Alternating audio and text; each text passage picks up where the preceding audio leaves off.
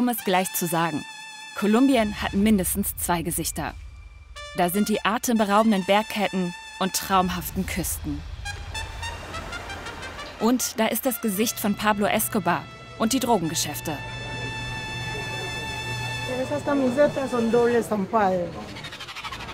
Die unter dem Helm bin ich, Lisa. Zusammen mit meinem Freund und unserer kleinen Kamera durchqueren wir das Land. Der hier neben mir, das ist mein Freund, Dominik. Für uns wird diese Reise ein Abenteuer. Ich folge ihm jetzt einfach mal. Das ist, glaube ich, das kleinste Flugzeug, mit dem ich hier geflogen bin. Viel Geld haben wir für die Reise nicht. Gespart wird also an allem. Ich sag mal, das passt nicht ganz, aber ich habe da hinten zum Glück ein Fenster, da kann ich die Beine raushalten.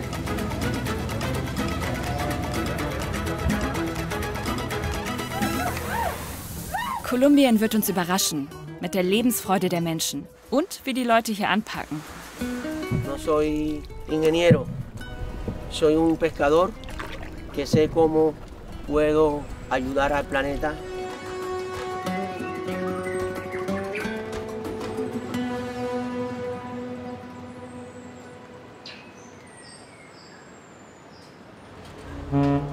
Unsere Reise beginnt an der Pazifikküste. In diesem kleinen Hafen kaufen wir uns Tickets für die Fahrt mit einem uralten Frachtschiff. Das soll uns direkt ins Paradies bringen, nach Bahía Solano. Lisa und Dominik. Günstiger geht's nicht. Umgerechnet etwa 40 € kostet uns der Trip pro Person.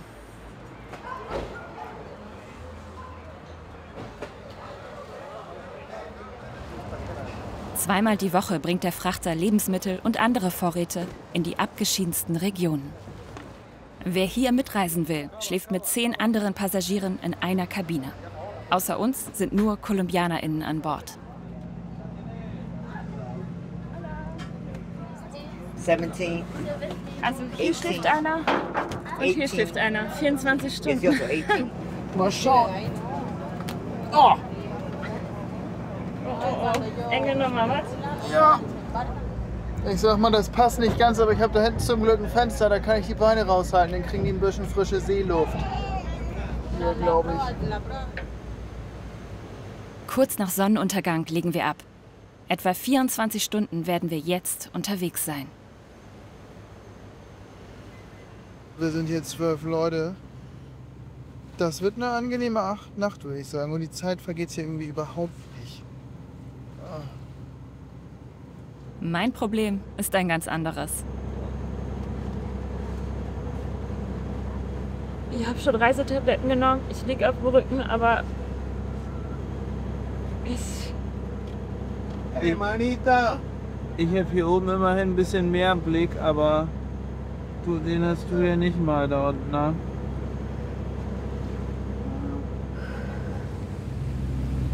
Endlich geht die Sonne auf. Ich habe kein Auge zugemacht. Aber die Hoffnung stirbt zuletzt.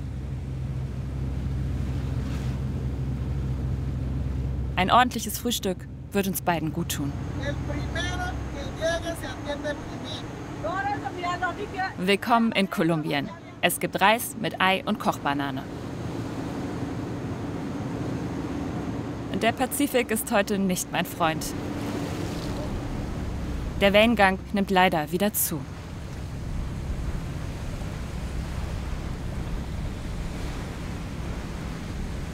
So schlecht ist es mir schon lange nicht mehr gegangen. Und ich frage mich, warum gerade ich?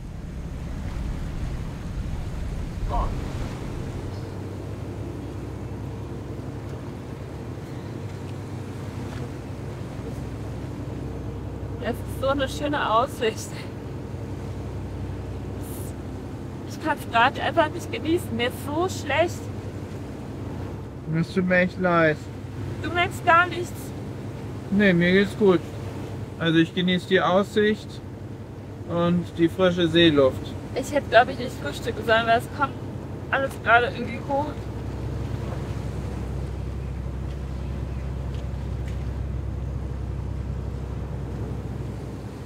Boah, mir ist einfach so schlecht.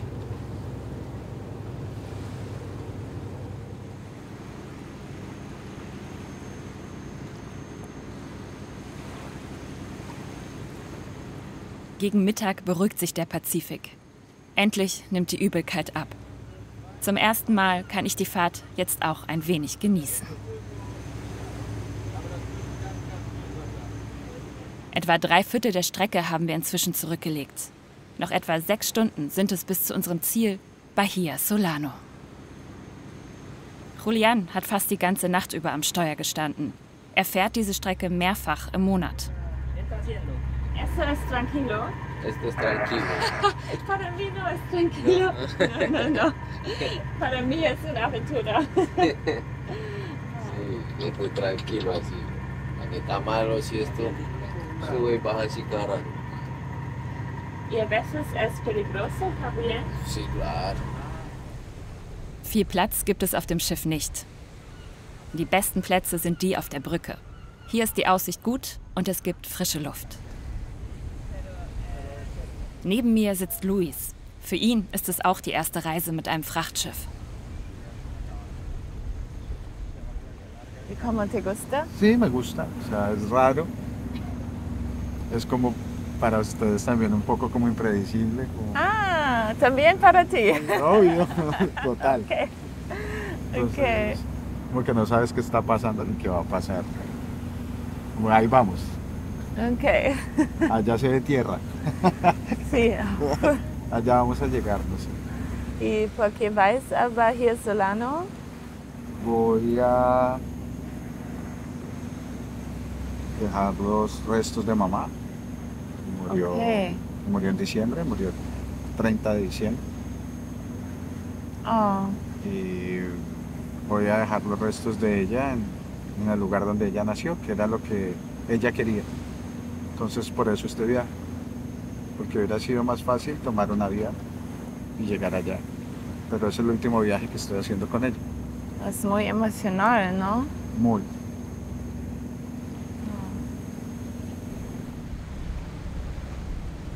Die Gründe für unsere Fahrt könnten nicht unterschiedlicher sein.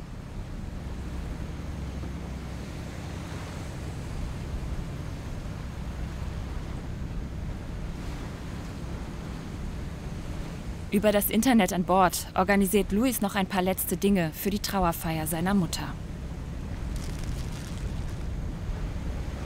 Luis lebt in Kolumbiens Hauptstadt Bogotá.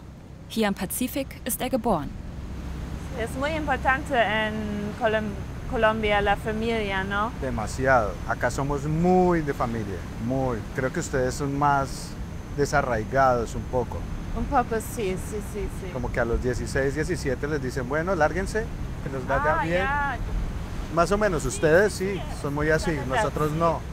Bueno, yo tengo 42 y viví con mi madre hasta los 42. Ah, sí. Luis ist eine dieser Zufallsbegegnungen, die man nur beim Reisen macht. Das ist für mich das Schöne am Backpacken. Man teilt auf einmal Momente mit Menschen, die man sonst nie getroffen hätte.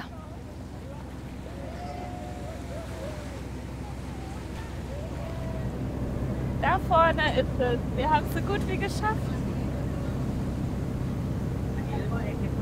Kurz vor Sonnenuntergang erreichen wir unser Ziel, Bahía Solano.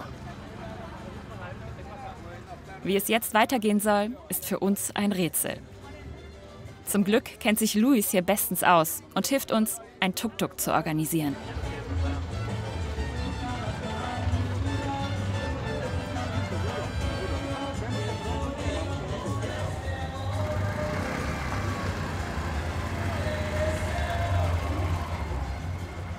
Unser Hostel liegt irgendwo außerhalb des Ortes, am Rande des Regenwalds. Mitten in der Nacht kommen wir an und sind völlig hinüber. Was wir jetzt brauchen, ist vor allem Schlaf, einen ordentlichen Strand und ein bisschen Sonne.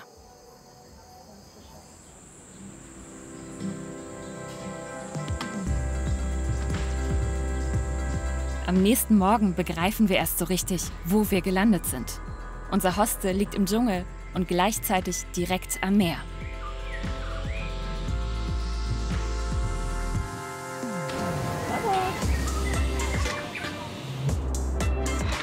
Gerade ist Nebensaison. Die kolumbianischen Ferien sind vorbei. Die Pazifikküste ist eine der regenreichsten Regionen der Welt. Heute aber bleibt es trocken. So also sieht das Paradies aus. Oh, das macht so einen Spaß.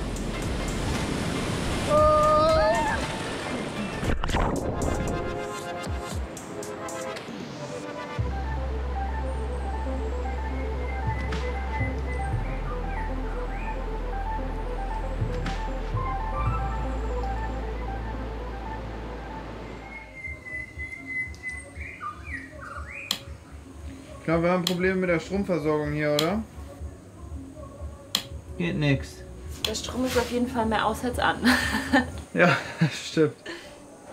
Beim Frühstück höre ich, dass das hier ganz normal ist. It's such a small issue in the scheme of things if you're a foreigner coming here. But yeah, for people who live here, happens a lot. And yeah, it doesn't have their ability to earn money. Nach einer Viertelstunde springt der Strom wieder an. Im Hostel leben und arbeiten Einheimische, aber auch Backpacker wie wir. Viele Reisende bleiben für mehrere Monate. Auch Sierra ist hier gestrandet.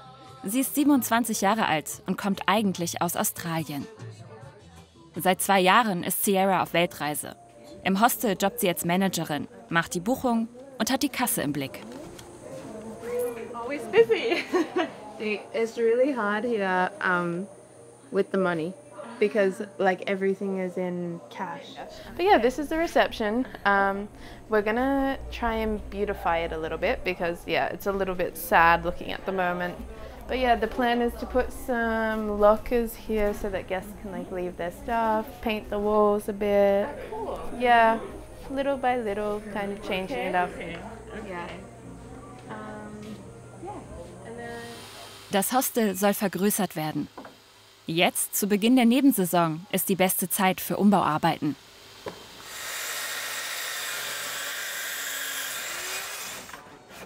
Hier draußen soll ein Pavillon für Yoga und Meditation entstehen. Klar, packen auch wir mit an und greifen uns Pinsel und einen Eimer Farbe. Hay que limpiarla. Limpiarla, que tiene mugre, entonces luego se inicia. Después que la limpiamos, iniciamos a pintar. Okay. Okay. Das kriegen wir hin, glaube ich, ne? Ich glaube auch, dann ab an die Arbeit.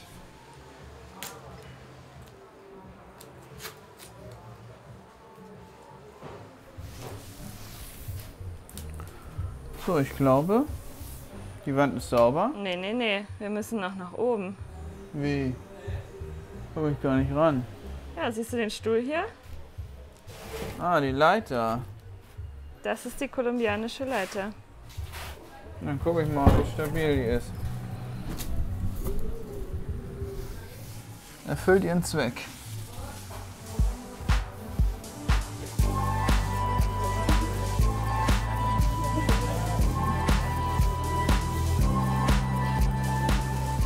Also die Luftfeuchtigkeit hier ist echt nicht zu unterschätzen, ne? Schwitzt du auch so? Ja.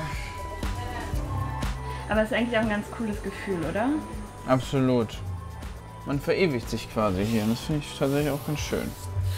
Man trägt einen Teil dazu bei, dass das hier aussieht, wie es aussieht. Ich glaube, es ist okay. What do you think? I think it looks good. It looks better than it did. And with the stuff that we've given you, yeah, it looks good. All right.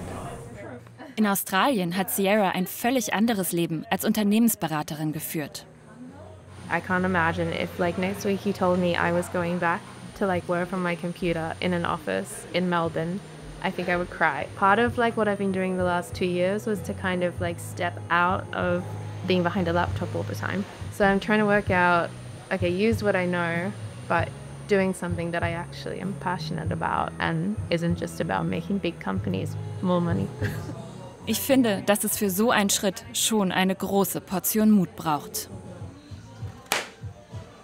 Im Hostel gibt es eine kleine Küche. Yari ist die Chefin hier. Heute soll es patacones geben, frittierte Kochbananen. Aquí ya está listo. Y solo? La plasta. Ah, qué bien. Oh, me gusta eso, es muy fácil.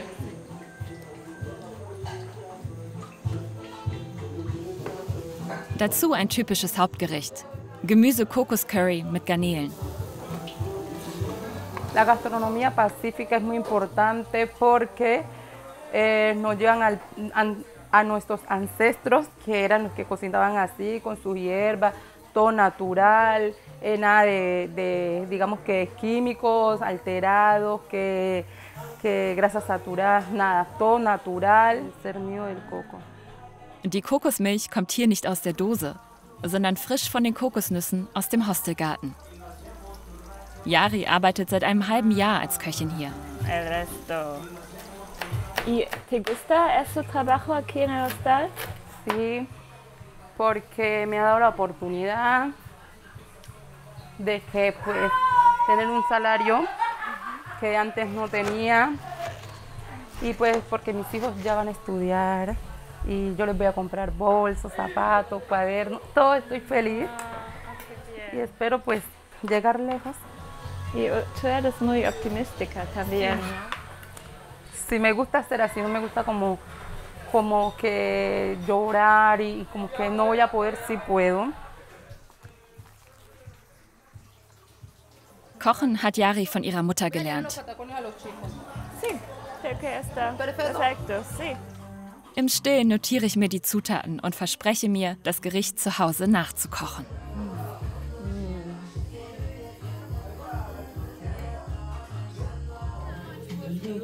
Mit jedem Tag, den wir im Hostel verbringen, kann ich besser verstehen, warum die Leute hier länger bleiben wollen. Ob Dominik und ich das auch wagen würden, unser Leben einfach so zu verändern?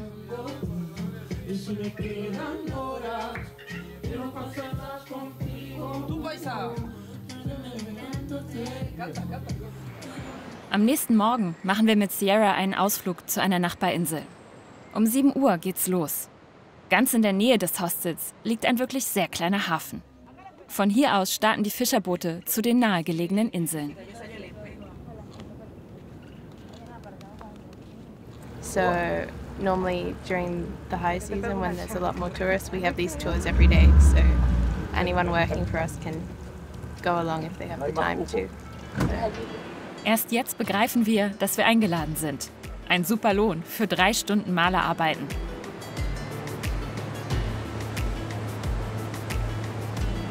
Die Insel liegt mitten im Utria Nationalpark. Ein Naturparadies für Zugvögel, Reptilien und Fische. In einer der artenreichsten Regionen der Welt.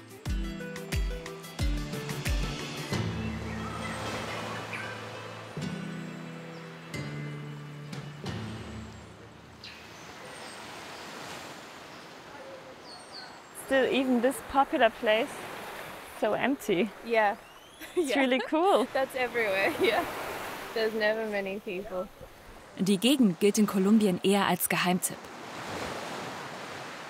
Der Zufall hatte Sierra hierhin verschlagen. Ein paar Tage wollte sie bleiben. Das war vor knapp einem halben Jahr. And how long are you planning to stay? I don't know. So you think from day to day, basically? Yeah. That's a good. Which I don't know. Yeah, a lot of people kind of think about. A lot of my friends at home at the moment would be buying houses, getting married, children. You know, they think about things like retirement savings and stuff like that. But for me, like, I don't know. I think my view of the world has changed a lot, and a lot of those things which are important, I more realize it's just part of like a big system of consumerism.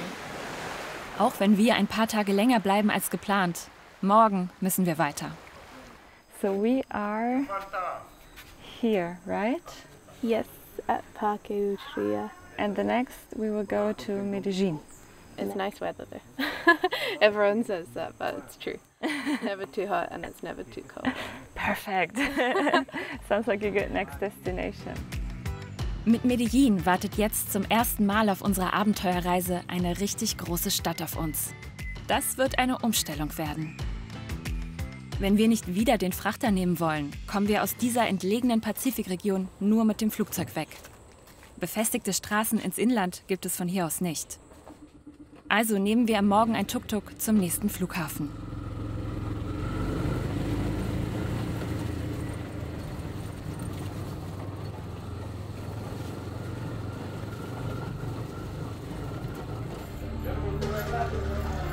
Wie es weitergeht, seht ihr in der ARD-Mediathek.